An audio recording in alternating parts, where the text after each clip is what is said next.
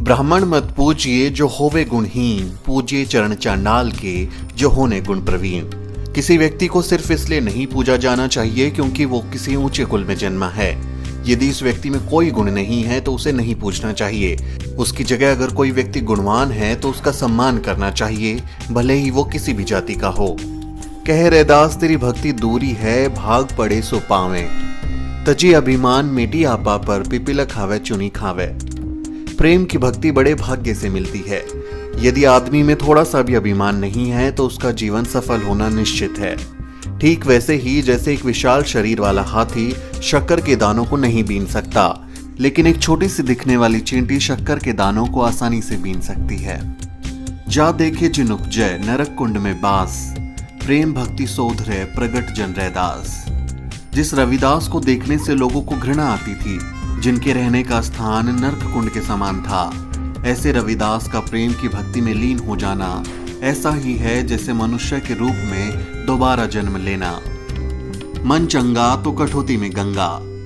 आपका मन शुद्ध है तो सब कुछ अच्छा है। जिस गंगा के लिए आप तीर्थ करते हैं वो तो आपकी कठौती यानी जिस चमड़े के बर्तन में आप पानी भरते हैं उसी में आ जाती है।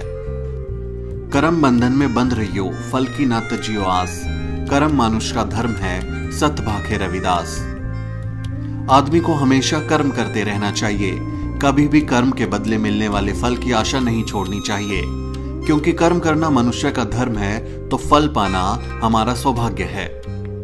मन ही पूजा मन ही धूप, मन ही सेऊ सहज स्वरूप। निर्मल मन में ही पूजा है। यदि उस मन में किसी के प्रति बैरभाव नहीं है, कोई लालच या द्वेष नहीं है, तो ऐसा मन ही मंदिर है, दीपक है और धूप है। ऐसे ही मन में असली भगवान है। कृष्ण करीम राम हरि राघव जब लगे एक ने पेखा, वेद कतेब कुरान पुरानन सहज कहीं नहीं देखा। राम कृष्ण हरि ईश्वर करीम राघव सब एक ही परमेश्वर के अलग अलग नाम हैं। वेद कुरान पुराण आदि सभी ग्रंथ एक ही बात करते हैं। ये सब एक ही तो हैं, यही पाठ पढ़ाते हैं। हरी सा हीरा छांड के करी आन की आस, ते नर जमपुर जाएंगे सद्भावे रविदास। हीरे से बहुमूल्य हरि है, यानी जो लोग भक्ति को छोड़कर अन्य बातों की आशा करते हैं उन्हें नर्क जाना पड़ता है।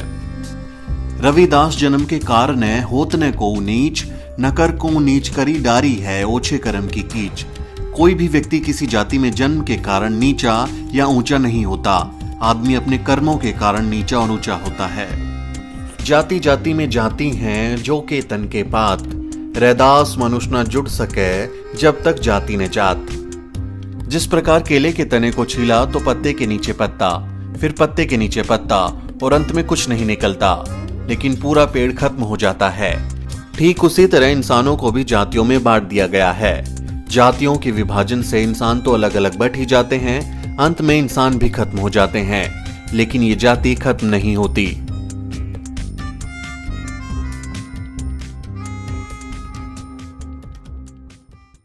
जरूरी सूचना, द शूद्र के सभी दर्शकों से अपील है कि आप हमारे नए YouTube channel the report India को जरूर सब्सक्राइब करें, क्योंकि द शूद्र को बंद करने के लिए मनुवादी साजिश रच रहे हैं। द रिपोर्ट इंडिया का लिंक डिस्क्रिप्शन में दिया गया है। बहुजन समाज से जुड़ी हर खबर जानने के लिए सब्सक्राइब करें द शूद्र और बेल आइकन दबाना ना भूलें।